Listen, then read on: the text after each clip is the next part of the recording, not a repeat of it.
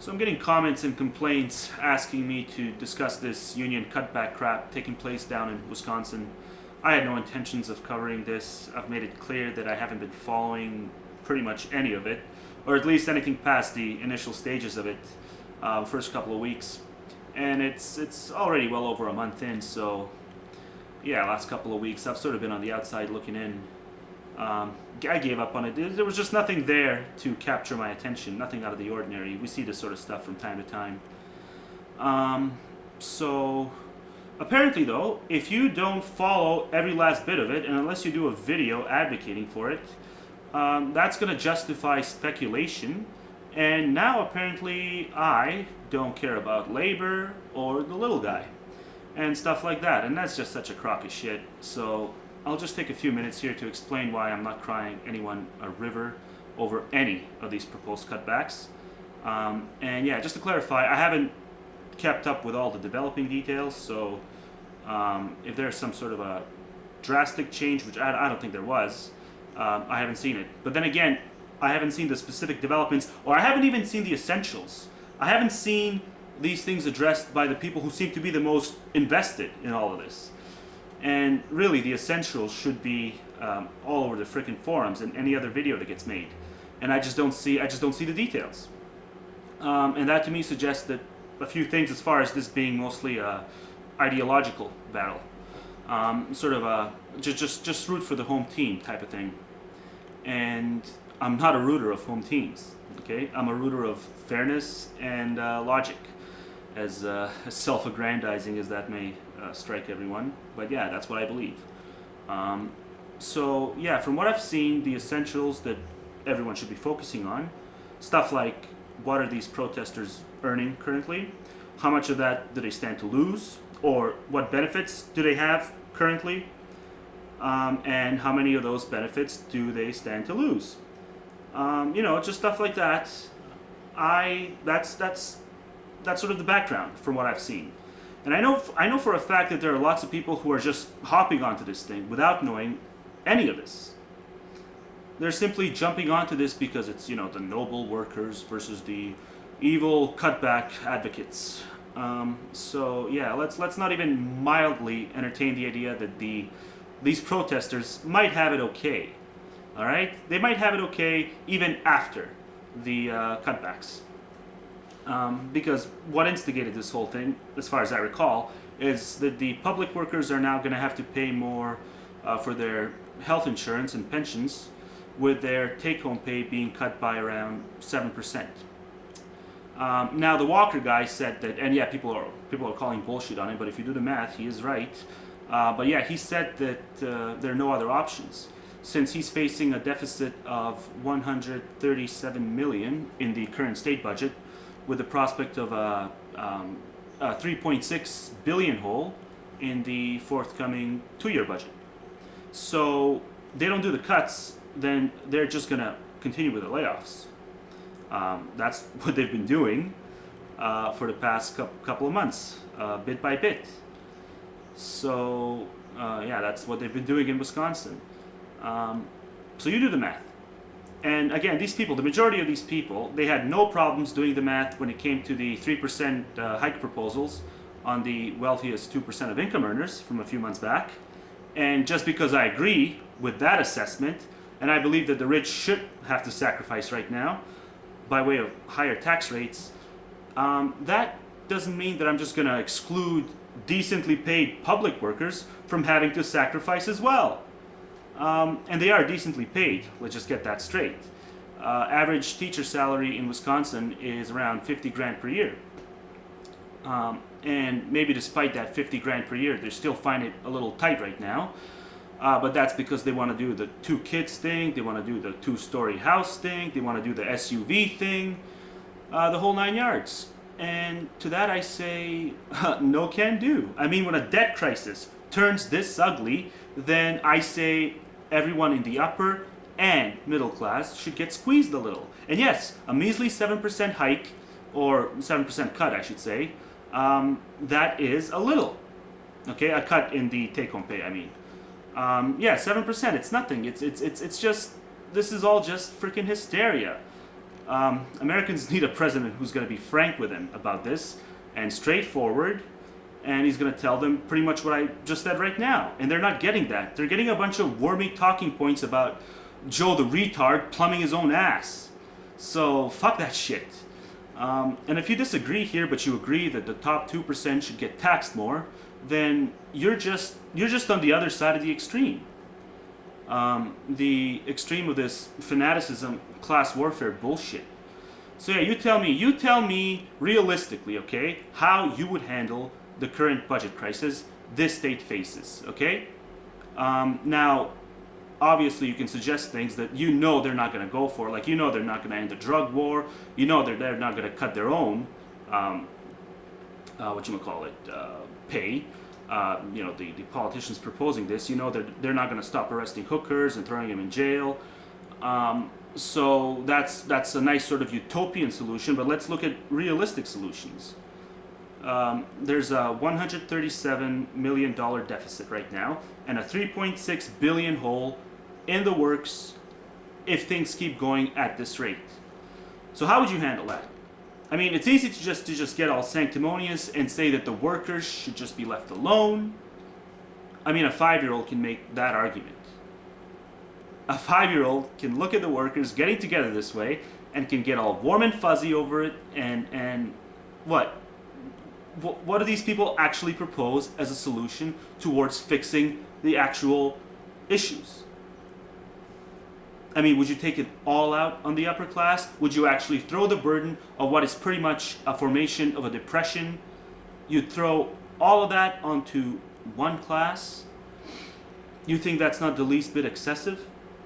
See, I think that's a little excessive. And I'm no fan of the way most preposterously rich people get preposterously rich, but there is a decent number of them who do it through a method that's not overly artificial. So what, you take those people and you're just going to give them a big fuck you? You know, a fraction of those rich people who actually did do it fairly, somewhat fairly. No, I say you have the upper class do its fair share, and you have the all the other income earners do their fair share as well. And this is a 7% hike, or why do I keep saying hike? No, it's a 7% cut, okay? And yeah, it's not draconian. Damn near everyone should be a little burdened right now. I'm up in Canada. I believe I should be burdened right now because, yeah, we're still not out of a recession. And there's still a lot of people predicting that we may have another recession once we get over with this one. So, yeah, maybe no vacations in Honolulu for a while for the poor little teachers. And now that I mention it, while I'm on the subject of teaching, I want to get into the other reason as to why I think this is all kind of short-sighted. And again, this is with respect to the protest in Wisconsin only, because when it all started, it was primarily the teachers protesting, right? So we're in teacher union territory here. Now, like I said, I haven't followed all of the developments since then, but I do know that the interests of the teachers are what instigated all of this. And I know that their interests are still a big part in all of this. So I guess I'll just have to remind people that this notion of what's best for the teachers is also going to be what's best for the students. That's a steaming pile of shit. Okay, with the exception of science teachers and any other teacher who utilizes actual equipment that students don't typically have access to in their apartments. Okay, so with the exception of those teachers, I do find the rest of this extremely widespread institutionalized teaching, I find that to be a redundant performance art which has no place being as all over the map as it is in the year 2011. It had no place being as widespread as it was even 10 years ago, let alone now. Essentially, ever since the internet boom, all of this personal hand touch spoon feeding of information has simply not been necessary. Regurgitating information year after year after year is asinine, especially since the information, by and large, doesn't require enough updating on a yearly basis in order to justify the redundancy of it. Because, nowadays you get these things called cameras, meaning you have the ability to videotape stuff all kinds of stuff, even stuff taking place in prestigious institutions. So there's no reason whatsoever for redundant ass hands-on teaching to be forced and to be as widespread as it is. So yeah, I say cut that bulk of waste first and foremost.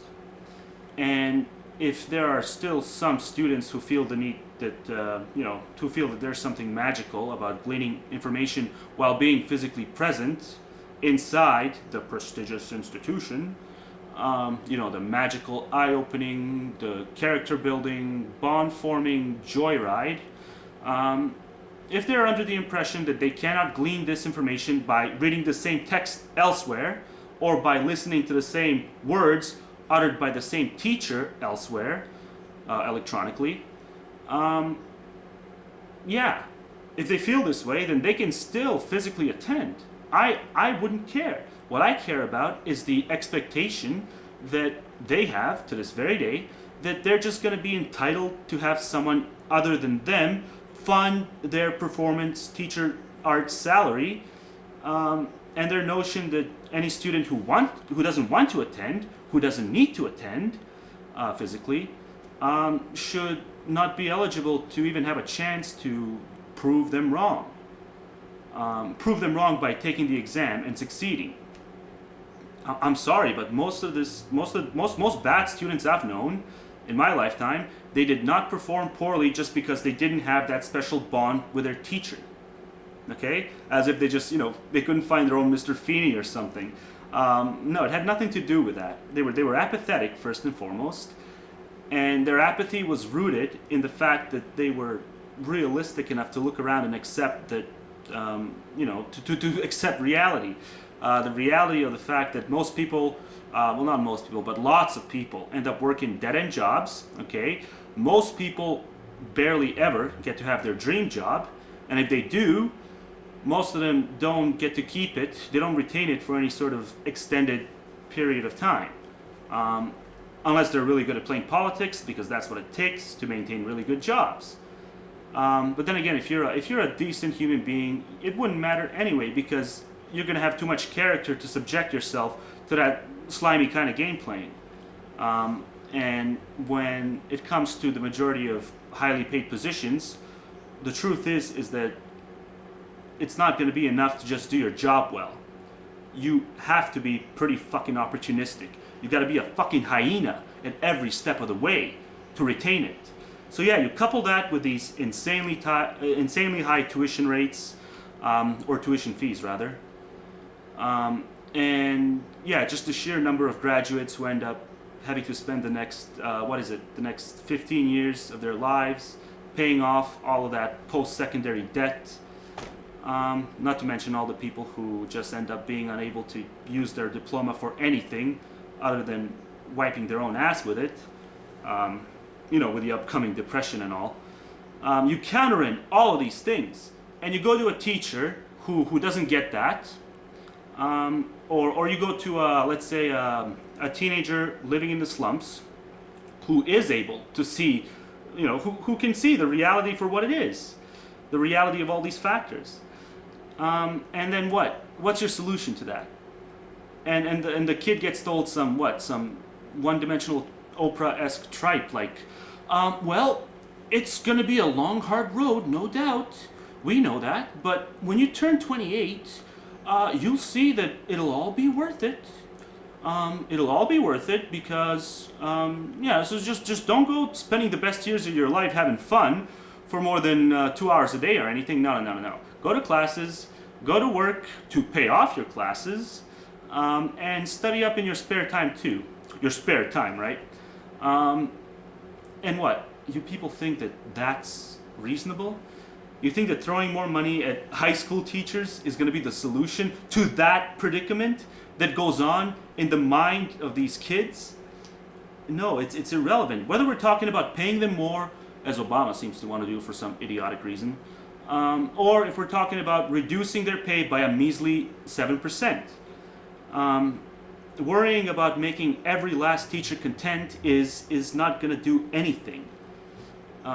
Oh, you think their contentness is going to trickle down to the students? No, it's just idiotic. Um, Actual solution is quit forcing students to pay into these post-secondary systems. Quit paying 800 teachers, or well, not 800. Quit paying several hundred teachers per district. Shrink that bulk by 40% to start. Make up for that by putting all these lessons online, front and center, and let students take any final exam they want to take without forcing them to dish out 40 grand to officially enroll in all these qualifying courses on a yearly basis. Let them glean the information at their own pace and allow them to take the exams whenever they decide they're ready. And if they fail, they fail. Okay? And it's not like they would have an unlimited number of tries because they would have to pay for their tests to be graded. So the system would not get abused through that way either. And since people get so hysterical whenever somebody proposes experimenting with anything that has to do with children, I say, okay, don't do the 40% thing immediately. I say do the experiment in just tiny little increments. So you can start off by relieving, just a small number of teachers from their grade 12 teaching duties when it comes to courses which are 95% textbook driven as far as their exams go. So no child under 17 would be experimented on, and so you'd have grade 12 students. They would have more breathing room to go at their own pace by being allowed to do the online thing to a slightly larger extent, as far as the overall curriculum is concerned. And if we see positive results with these students' performances, then I say expand on that, both in the sense of reducing the number of teachers, and start doing the same baby steps, start doing the same tiny increments with students in previous grades as well. And just do it bit by bit, assuming that, there's improvement in grade point averages and dropout rates and stuff. And so do that, so on and so forth. I don't think there's anything draconian about proposing an experiment like this. As far as I can see, the main reason that people get so uppity whenever the proposal gets made, the proposal for the experiment, is they get uppity because on a level they do realize that it'll work, but they still ultimately fear the change on some level. And I don't think the experiment will make things worse than they are right now. Just look at the dropout rates and look at the plummeting grade point averages. The current system is just a giant waste of time for a lot of kids. So it's no wonder that you have a lot more kids going to summer school now than they ever did before, because it's really smart time management when you think about it. Instead of attending a bunch of mundane classes for 10 months and having a bunch of assignments to do, when you get your free time after school, instead of doing that, kids pretty much figured out that I'll deliberately flunk that shit, I'll skip it, and then I'll just take the 4 weeks of summer school, and come September, I'll end up in the exact same place as all the other suckers who wasted their entire 10 months while I did the exact same stuff in 4 weeks. Well, okay, not did the exact same stuff, but learned the majority of the same stuff in 4 weeks. And in the meantime, I earned tons of money by working while I was skipping classes, right? So, or whatever kids do nowadays. I played Guitar Hero. Whatever they do, they get to do more often. So I'm just saying, let's encourage that kind of speedy process for the students who are prone to it, and the best way to do that is by advocating the expansion of online courses when it comes to prestigious information. Okay, not just tiny little Mickey Mouse crap, but no stuff that's actually a pathway to a PhD or any degree or something. So no support for me when it comes to these protesters. I think they're pretty much as selfish as the CEOs. And no doubt if they were the CEOs, they'd be pissing and moaning about the proposed 3% tax hike that's now defunct. But they're not CEOs, so they did endorse that one. So there's no principles at play here. The bottom line is that a good number of teachers need to find a non-archaic method in which to apply their knowledge base to some sort of a useful end goal. And I've got nothing against teachers personally. This is just me, to use an analogy, this is just me looking at the psychology of a 80-year-old man who believes that he must use the typewriter because he's always used the typewriter. And I'm just telling him that he doesn't really always have to use the frickin' typewriter, and that the computers are the way to go, and that I can set up Microsoft Word for him, and the rest is good. That's all this is. So I'm sorry, but no, I'm not shaking in my boots over the poor, overpaid teachers having to take a 7% pay cut. But if this does extend to other more valuable professions and only one class ends up hurting because of it, then fine, I might do a video on that. But as it stands, I'm not going to. And again, even if that were the case, what the hell do you want me to say? What? Go mob? The bigger you get, the more they'll fear you. The advocates of the cutbacks will fear you, and we're supposed to be happy about that? I mean, no, I'm sorry. I don't romanticize over workers getting together like this. I think it's sad that people are driven to have to do this sort of crap. That they're desperate enough to the point where they'll basically form a mob to, freak out their employer or their representative. It's just ugly from any way you look at it. And whether they fail or succeed, someone's getting fucked in the end. Either it's going to be the workers getting fucked because they're going to be in a desperate enough circumstance and they'll just give in, or it's going to be the employer getting extorted because the mob gets too big.